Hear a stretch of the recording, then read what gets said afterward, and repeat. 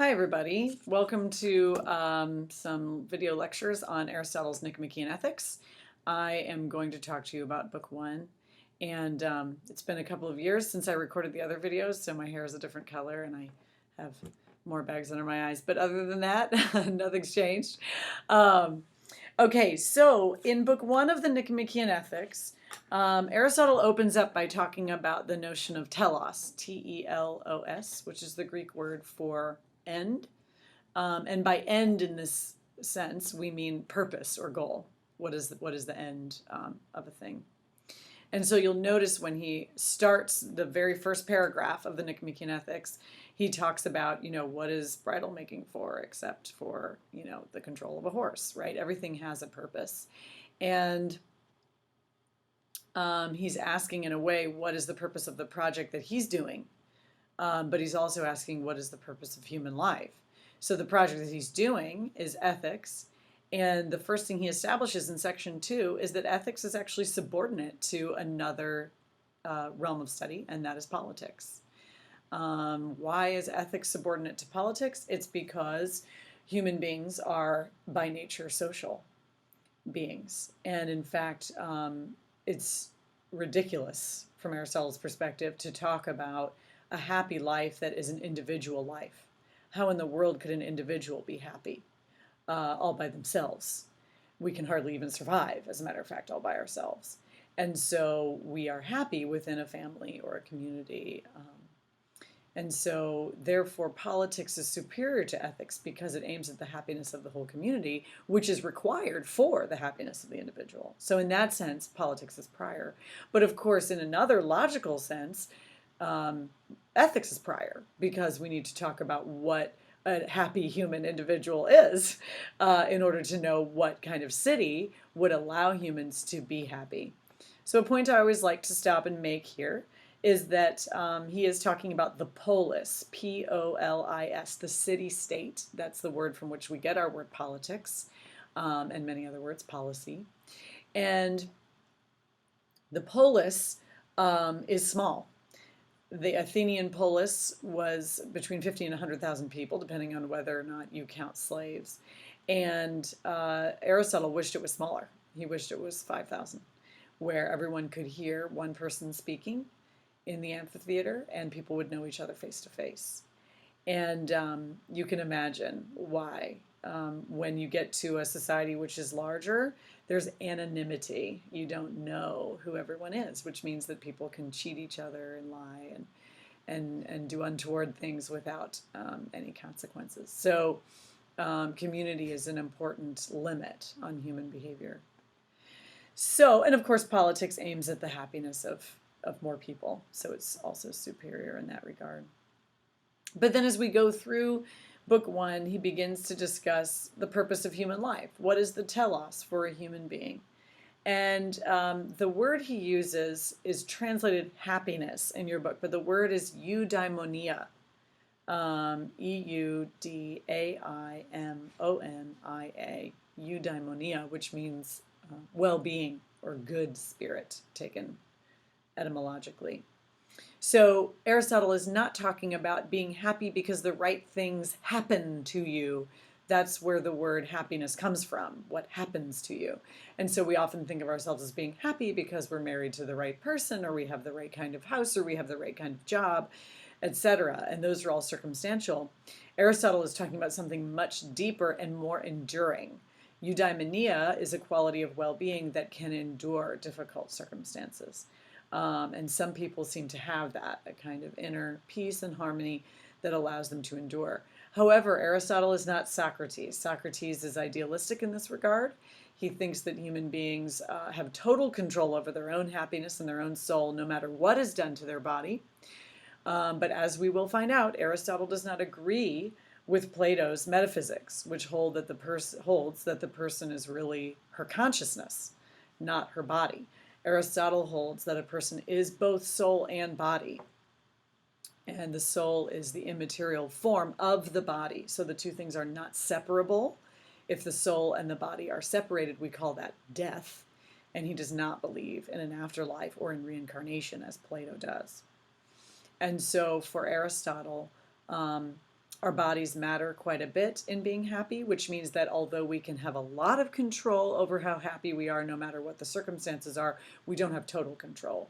And so he says to Socrates, listen, don't you think it's absurd to imagine that someone who's being drawn and quartered, or something, some sort of horrible torture, being boiled in oil or something like that, is happy at that moment, or that someone who's having their children murdered in front of their face is happy just because they're a virtuous person who has a good character.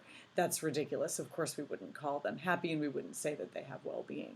The biblical term you might be familiar here with is blessed, the person who is well off. And so he's not as idealistic as Socrates, but he still thinks that happiness is largely in our own control for most people in most circumstances. So at the end of the book, he asks some questions about happiness, right? He says, what is happiness? What is eudaimonia? And what's the key to getting it? And he discusses a few things. He discusses pleasure, by which he means base animal pleasure. He discusses wealth, the accumulation of wealth, and he discusses honor, by which he means something like being a person of high status in the city, probably a politician. And of course, politicians were always land-owning aristocratic males. So first, base pleasure. A lot of people think the secret to happiness is base pleasure, right? A lot of it is partying. Maybe that's more common among university students, and he says the young tend to live according to pleasure, just because we have a lot of energy and so forth. And so what's the matter with that? And you have people living contemporaneous with Aristotle, like Epicurus. He lives a little later, but Greek philosophers who are saying just that. They're saying, life is just a collection of molecules bumping around, and the only thing to be enjoyed is pleasure, and there's really no other purpose in life. But Aristotle rejects pleasure as the key to happiness. Now let me be clear here. He's not rejecting pleasure. Aristotle thinks pleasure is an absolutely important and normal part of human life. As a matter of fact, pleasure, he says, is the byproduct of good behavior. And so it is sort of an automatic reward for good behavior. And that might be confusing to us because we often think of base pleasure as being the result of bad choices. But oftentimes people who are making bad choices are experiencing short-term pleasure, but often a lot of pain that follows after that, right? And we can think of things like addiction and so forth in that regard. So what's the objection to base pleasure? He says it's too much like the animals. Animals are happy with lives of base pleasure. Animals sleep, eat, drink, and have sex.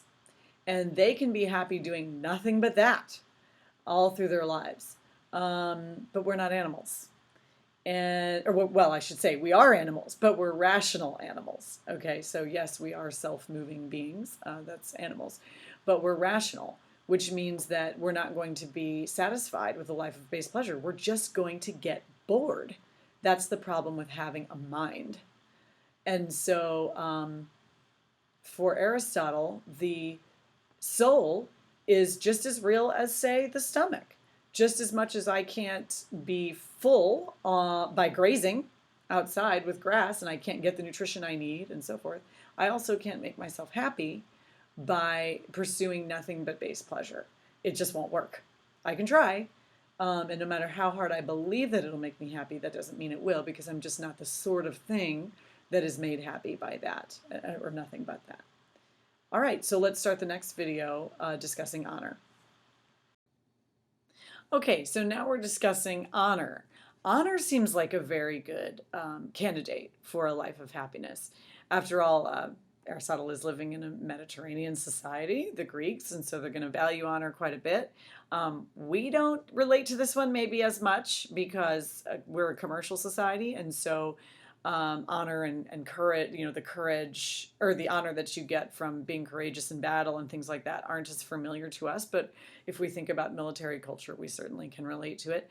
And there are other sorts of status symbols that we have in our culture as well, like being rich and famous, right? And so many people are perhaps wooed by this notion of fame and being important by knowing the right people and so forth. So why not honor? And this one's really interesting because, of course, Aristotle values honor quite a bit. It's an important part of incentivizing good behavior, having a good reputation. It might not be the best incentive for behaving well, but it's a good one to start with. We're usually not incentivized well initially to do anything. Little children, you just bribe into getting them to do what you want, or you threaten punishment to get them to do what you want, like clean their room. And you just hope that eventually they just want to have a clean room and they clean it themselves. So it's not surprising at all to Aristotle that you would have to incentivize people in a different way initially. So the fact that you can incentivize someone by saying, don't do that, or people are going to talk about you, is okay. It's not the ideal place to end, but it's an okay place to start. Honor is valuable, but it cannot be the key to happiness. And this is an interesting point. He thinks it can't be the key because it's too dependent on other people. That is, you could be a person who is worthy of honor, but that doesn't mean that anyone is acknowledging that. So someone could spread a nasty rumor about you, but it's not true. And so you could lose your honor, but not by anything that you actually did. You could be around idiots who value the wrong thing. That's possible. And so they don't honor you, they honor Paris Hilton instead. Well, that's not your fault or the fault of virtue, that's the society's fault. And furthermore, he does think that we have control over our own happiness to a great extent. And so the person who is happy is the person who knows themselves to be worthy of honor, but not necessarily the person who has honor. So then we have to go back to the question of what would make you worthy of honor, if that's the thing that's going to make you happy. So it's not the honor that makes you happy. It's whatever it is that would make you worthy of honor. Then he moves on to wealth. And I want you to listen closely here because his objection to wealth as the key to happiness is not what you might think. We often go to the notion that you can't buy happiness. And we assume he's going to say something like that you can be rich and unhappy. And so riches don't necessarily make you happy. But although I'm sure he would agree, that's not actually his objection to wealth as the key to happiness. His objection is that he wants people to understand what money actually is. So let's talk about that for a moment. Money is a medium of exchange. It's a medium of exchange. So for instance, before money, you had to barter. Right? Barter is just where I exchange, my shoes for your purse or whatever. And so we would have to do a direct exchange of objects.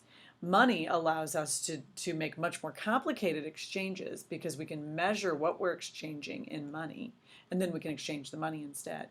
So if what you have is a cow, you're not going to be able to barter it for anything other than something that is the exact value of your cow. But if you have your cow representing the capital that you have, then you can sell your cow, then you can buy some corn and some shoes and some furniture, and you can buy various things with that cow, which without cutting it up, right? Which you couldn't do if you were bartering.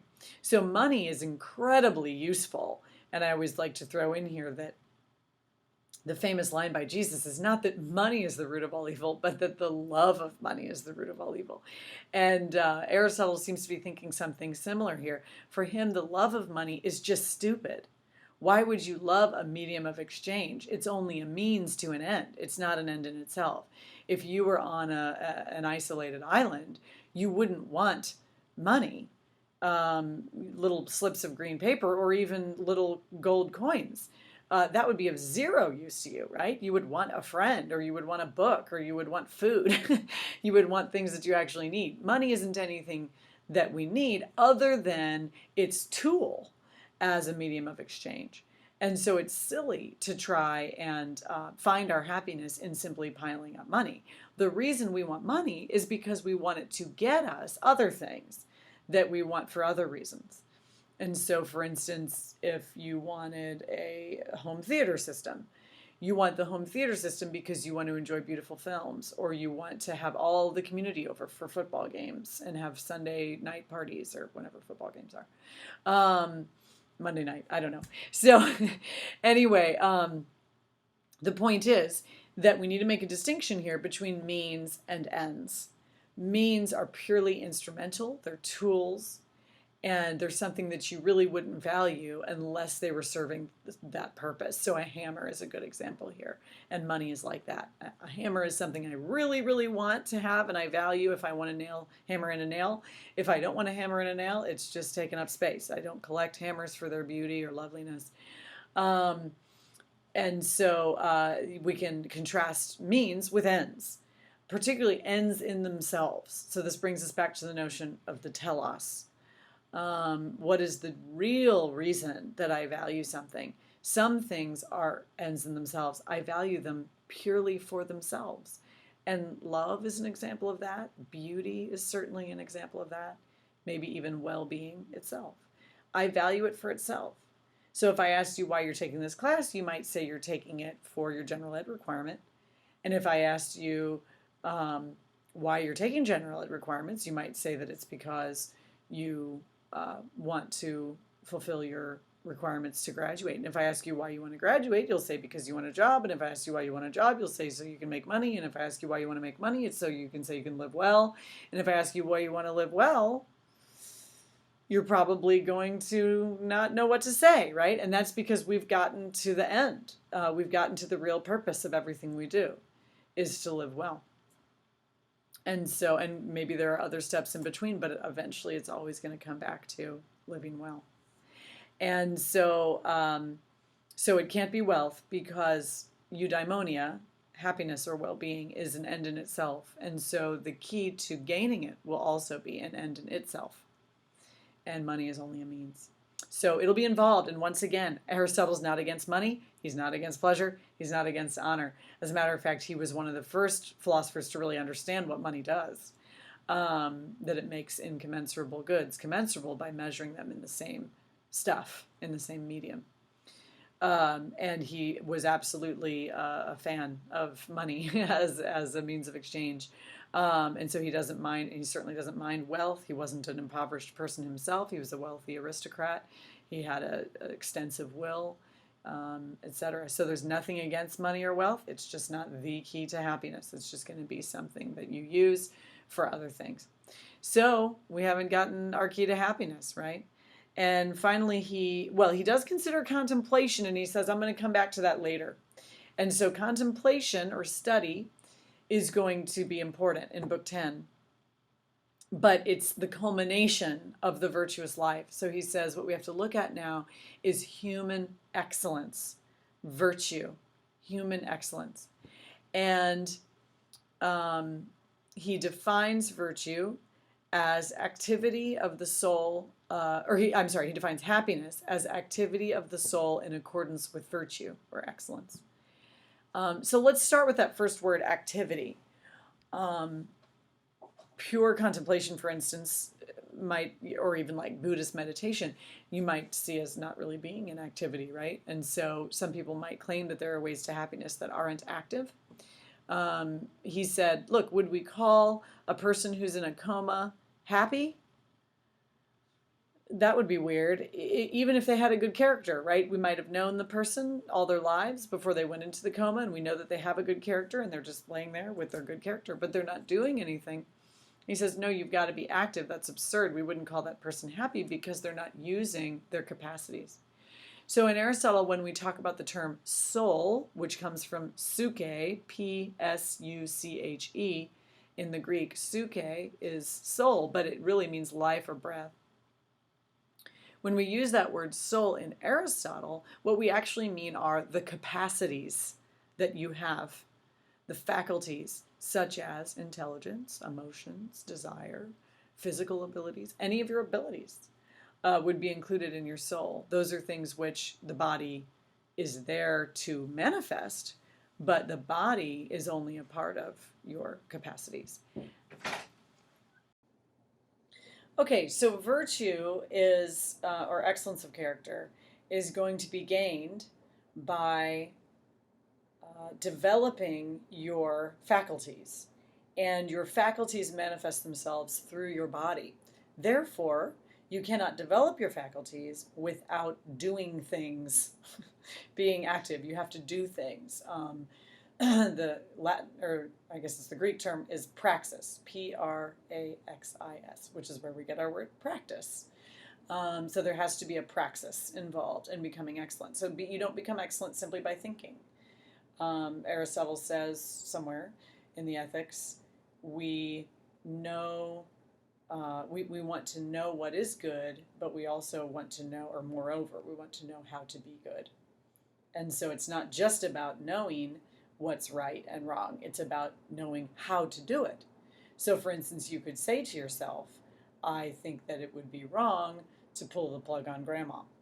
But the fact is that when you're in the hospital and grandma's care is taking up all of your inheritance, are you going to be able to refrain from pulling the plug on grandma, even if that is your ethical belief?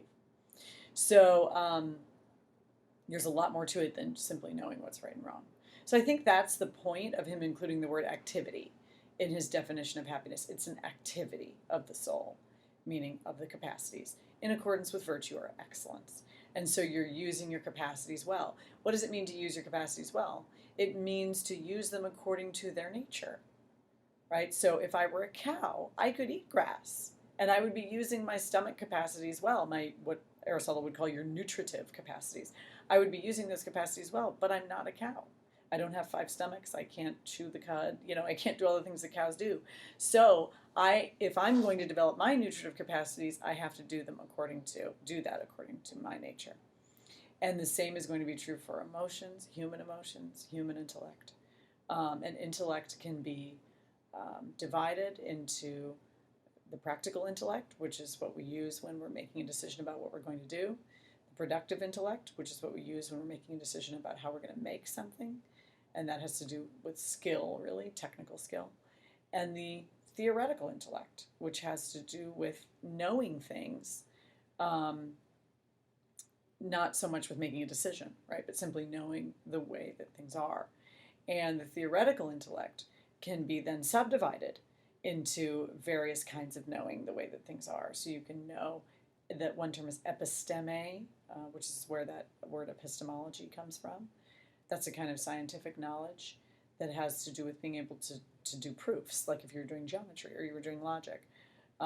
There's also Sophia, which is, of course, where the word philosophy comes from, and that has to do with being able to understand first principles from which we derive other truths.